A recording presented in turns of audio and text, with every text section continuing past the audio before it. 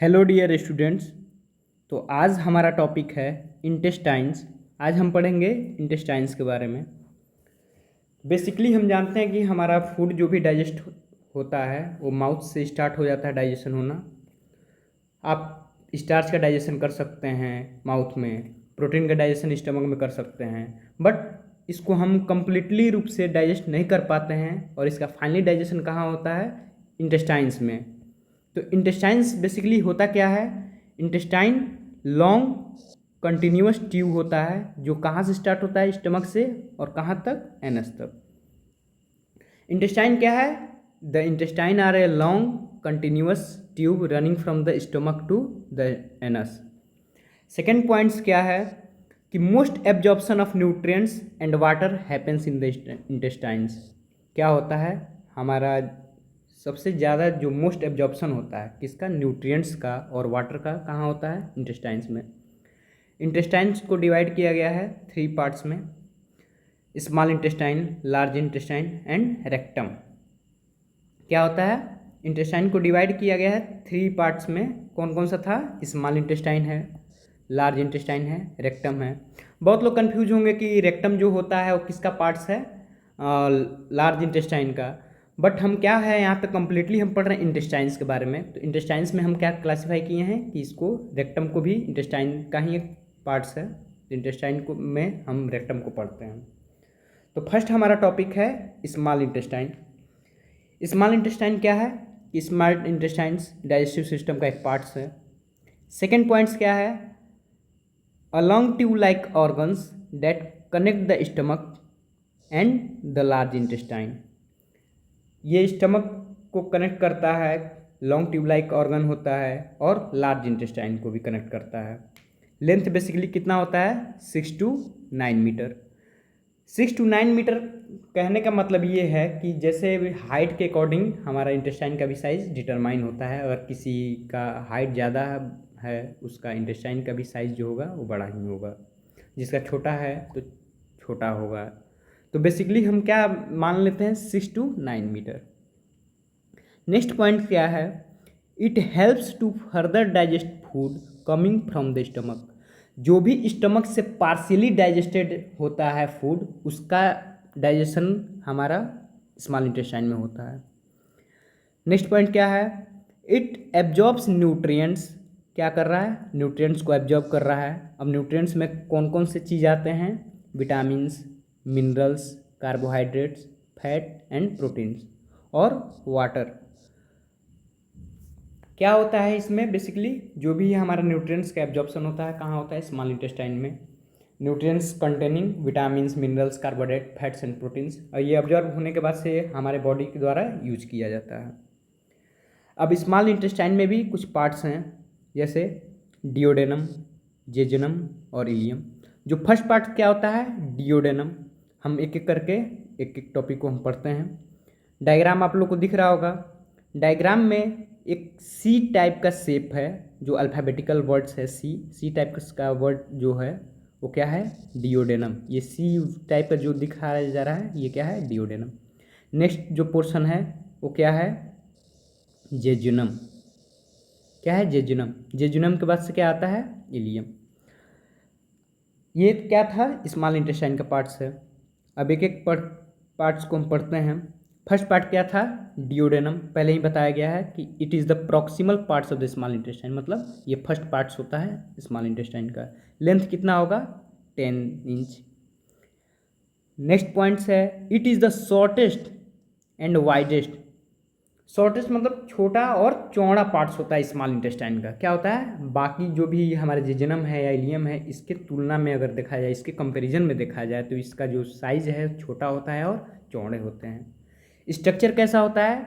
English words सी या U shape का होता है। नेक्स्ट पॉइंट देखते हैं, it receives the food from the pyloric end of the stomach. Stomach के पाइलोरिक इंड से ये क्या करता है? फूड को रिसीव करता है। एंड बाइल कहाँ से करेगा? लीवर से। And pancreatic juice throughs the opening called ampulla of water. किस पोर्शन से, कहाँ, किस ओपनिंग से करेगा? Ampulla of water. अभी हम एक रफ डायग्राम से आपको समझा देंगे कि एम्पुल ऑफ वाटर बेसिकली होता क्या है। नेक्स्ट पॉइंट देखते हैं, the wall of duodenum secret so many enzyme that is responsible for digestion of foods. जो भी पार्शली डाइजेस्टेड फूड होता है उसको हम एंजाइम के हेल्प से क्या करते हैं, इंटेस्टाइन में डाइजेस्ट करते हैं।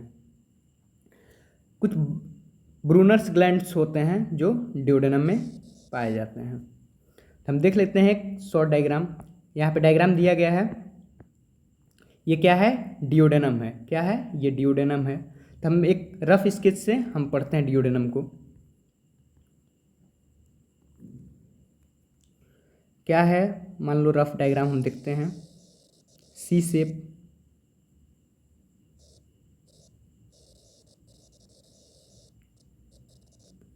सी शेप का है। ध्यान से देखते रहना, कॉन्सेप्ट क्लियर हो जाएगा यहाँ से।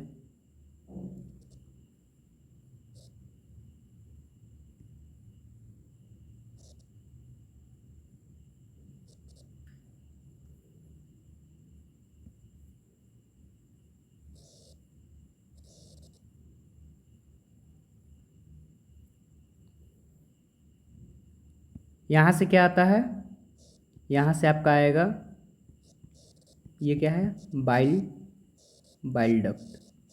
कहाँ से रिसीव होगा, लीवर से। बाइल डक्ट जो है, यहाँ पे थोड़ा सा मिस्टेक हो गया है, आप इसको हटाइएगा। लीवर से क्या, बाइल डक्ट रिसीव होगा। ये क्या है, बाइल डक्ट है। यहाँ से क्या आता है, पैनक्रियाटिक डक्ट। पैनक्रियाटिक डक्ट कहाँ से आ रहा है, ये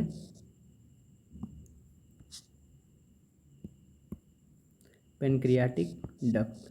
ये कहाँ से रिसीव होगा, पैनक्रियाज से।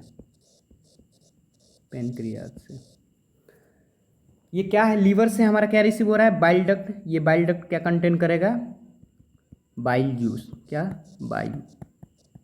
बाइल कंटेन करेगा। यहाँ से क्या आता है, काइम।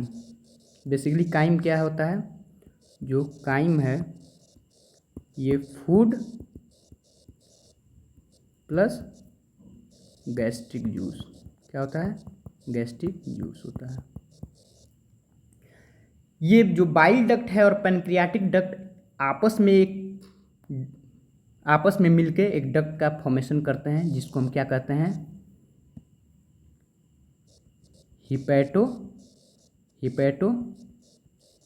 Pancreatic duct.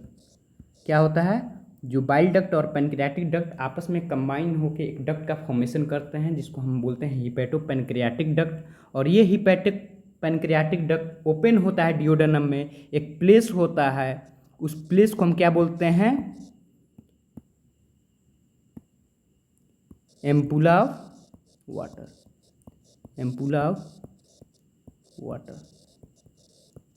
क्या होता है, एम्पुला ऑफ वाटर, जहाँ पे जो हमारा हिपैटो पैनक्रियाटिक डक्ट है ओपन होता है, किसमें, डिओडेनम में। ये तो आपको समझ में आ गया। लीवर से क्या आ रहा है, बाइल डक्ट। पैनक्रियाटिक डक्ट कहाँ से आ रहा है, पैनक्रियाज से। और ये क्या कर रहे हैं यहाँ पे डिओडेनम में, ये जो लीवर से बाइल डक्ट आ रहा है यहाँ पे बाइल जूस का सिक्रेशन कर दे रहा है। ये पैनक्रियाटिक डक्ट, कुछ पैनक्रियाटिक जूस।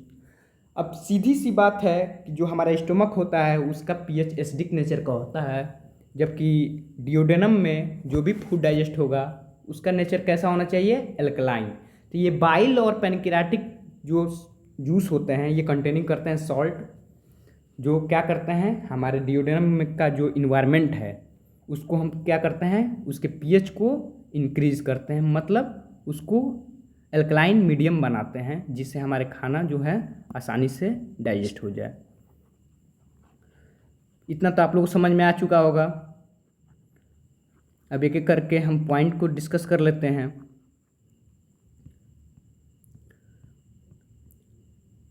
क्या था, it receive the food from the pyloric end of the stomach and bile कहाँ से आ रहा था, लीवर। और पैनक्रियाटिक जूस कहाँ से आ रहा है, पैनक्रियाज से। और ये दोनों मिलके एक डक्ट का फॉर्मेशन कर रहे थे, जिसको हम बोल रहे थे हिपैटोपैनक्रियाटिक डक्ट, और ये ओपन हो रहा था डियोडेनम में। एक प्लेस था, उसका नाम था क्या? Ampulla of water. Next topic देखते हैं। जो डियोडेनम है उसमें 4 लेयर्स होते हैं। Layer of the duodenum discuss करते हैं पॉइंट का। The walls of the duodenum are composed of 4 layer. जो डियोडेनम का वाल है वो 4 लेयर का कंपोज होते हैं, 4 लेयर से कंपोज होते हैं। कौन कौन सा लेयर है? पहला क्या है? The mucosa layer. पहला क्या है? Mucosa layer. ये लेयर जो होता है सबसे इनर लेयर होता है, इनर मोस्ट लेयर होता है। किसका बना होता है? म्यूकस ग्लैंड और माइक्रोविलाई का। किसका? माइक्रोविलाई। अब ये माइक्रोविलाई क्या होता है? ये क्या है? Specialised finger like projection that function to absorb nutrients. ये क्या होता है? फिंगर लाइक स्ट्रक्चर होता है माइक्रोविलाई, और जिसका काम है न्यूट्रिएंट्स को एब्जॉर्ब करना। सेकेंड क्या है layer? The submucosa layer.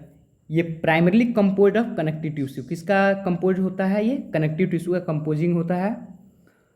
और ये जो लेयर होता है, जो सब म्यूकोसा लेयर है, सब म्यूकोसा लेयर होता है, एक ग्लैंड कंटेन करता है जिसका नाम है ब्रोनर्स ग्लैंड्स। ये ब्रोनर ग्लैंड्स का काम क्या है? इसका फंक्शन है म्यूकस को सिक्रेट करना। अब ये म्यूकस क्या है? हेल्प करता है फूड को इजीली मूव करने में डियोडेनम में। फूड को मूव कराता है डियोडेनम में, इजीली मूव हो जाता है इस म्यूकस के थ्रू। और ब्रूनर्स ग्लैंड का एक और फंक्शन क्या है? ये सिक्रेट करता है केमिकल्स, जिसको कहते हैं बाइकार्बोनेट्स। पहला क्या था? म्यूकस, जो इनेबल कर रहा था फूड को इजीली मूव करने के लिए थ्रू द डियोडेनम। सेकेंड क्या है? केमिकल्स, जिसको हम क्या बोलते हैं? बाइकार्बोनेट्स। अब बाइकार्बोनेट्स क्या करते हैं? जो भी एसिडिक कंटेनिंग फूड होता है, जिसको हम बोल रहे हैं काइम, जो स्टमक से रिसीव हो रहा है, उसको क्या करता है? न्यूट्रलाइज करता है और उसको क्या बनाता है? एल्कलाइन। जो थर्ड है द मस्कुलरिस एक्सटर्नल लेयर। ये किसका बना है? स्मूथ मसल्स का।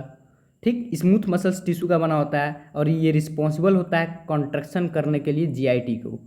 जीआईटी को क्या करता है? कॉन्ट्रैक्ट करता है। ये इसमें जो मसल्स होते हैं ये काइम को चर्न करते हैं और मिक्स करते हैं डाइजेस्टिव एंजाइम जो हमारे डियोडेनम में है, और ये क्या करता है? मूव को, जो भी फूड को मूव करता है जीआई ट्रैक्ट से, किसमें? जेजुनम में। और इस मसल मूवमेंट को क्या कहते हैं? पेरिस्टालसिस। ये पेरिस्टालसिस मूवमेंट सबसे इंपॉर्टेंट मूवमेंट होता है। इसमें क्या होता है? जो भी फूड है बोलस, वो क्या होता है? जब मूव करता है जीआईटी से जेजुनम में, तो उस समय क्या होता है? मसल्स में मूवमेंट होते हैं। उसी मूवमेंट को हम क्या कहते हैं? उसी मसल्स मूवमेंट को क्या बोलते हैं? पेरिस्टालसिस। फोर्थ लेयर क्या है? The serosal layer. क्या है? Serosal layer. ये क्या है? Outermost layer of the duodenum होता है और कंपोज्ड होता है स्क्वामस एपिथेलियम का। इतना बात समझ में आ गई होगी।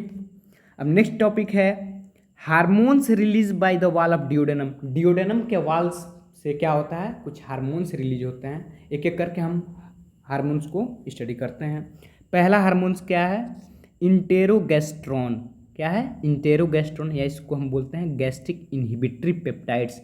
यहाँ नेम से ही समझ में आ जा रहा है इनहिबिशन का काम कर रहा है। ये एक ऐसा हार्मोन है जो इनहिबिशन का काम कर रहा है। पढ़ते हैं, inhibit the secretion of gastrin once food arrives at duodenum. इनका काम क्या है? इंटेरोगेस्ट्रॉन का, जो भी हमारा गैस्ट्रिक ग्लैंड्स में गैस्ट्रिन का जो सिक्रीशन हो रहा था, उसी को ये क्या कर रहे हैं? इनहिबिट कर रहे हैं। ये डियोडेनम में वर्क नहीं कर रहे हैं, ये क्या कर रहे हैं? ये स्टमक में जाके गैस्ट्रिन को ही इनहिबिट कर रहे हैं। जब डियोडेनम में फूड पहुंच जाता है, तब जब स्टमक से हमारा फूड डियोडेनम में आ जाता है, तब ये क्या होता है? वाल, डियोडेनम के वाल से हार्मोन रिलीज होता है इंटेरोगेस्ट्रॉन, और जाके बोलता है गैस्ट्रिन को इनहिबिट कर देता है। ये बात समझ में आ गया। सेकंड क्या है? सेक्रेटिन। सेक्रेटिन एक ऐसा हार्मोन है जो एक्टिवेट करता है non enzymatic parts of pancreatic juice. Pancreatic juice के नॉन एंजाइमेटिक पार्ट्स होते हैं, उसको क्या करता है? एक्टिवेट करता है। जैसे आयंस है सोडियम, पोटेशियम, हाइड्रोजन कार्बोनेट, और ये रिस्पॉन्सिबल होते हैं जो भी हमारे डियोडेनम के इन्वायरमेंट है उसको एल्कलाइन बनाने में। थर्ड क्या है? पेनक्रियोजाइमिन। ये क्या करता है? एक्टिवेट करता है एंजाइमेटिक पार्ट्स को ऑफ पेनक्रियाटिक जूस। मतलब पैनक्रियाटिक जूस में एंजाइमेटिक पार्ट्स है उसको एक्टिवेट करता है जिससे हमारा फूड इजीली डाइजेस्ट हो। नेक्स्ट क्या है, कोलिसिस्टोकाइनिन, ये रिस्पॉन्सिबल होता है for contraction of gall bladder to release bile juice. ये कोलिसिस्टोकाइनिन जो है ये क्या करता है, ये पहुंचता है गाल ब्लैडर में और गाल ब्लैडर को क्या करता है, कॉन्ट्रैक्ट करता है। जैसे कॉन्ट्रैक्ट करेगा तो वहाँ से हमारा बाइल जूस सिक्रेट होगा और वो बाइल जो होता है बहुत थिक होता है, गाढ़ा होता है, और जो डिओडेनम में जब आता है तो वहाँ का जो इन्वायरमेंट है उसको क्या कर देता है, टोटली एल्कलाइन बना देता है। तो आज का हमारा टॉपिक इंटेस्टाइन में आज डिओडेनम तक हम पढ़े। नेक्स्ट टॉपिक पढ़ेंगे जेजुनम और इलियम। धन्यवाद।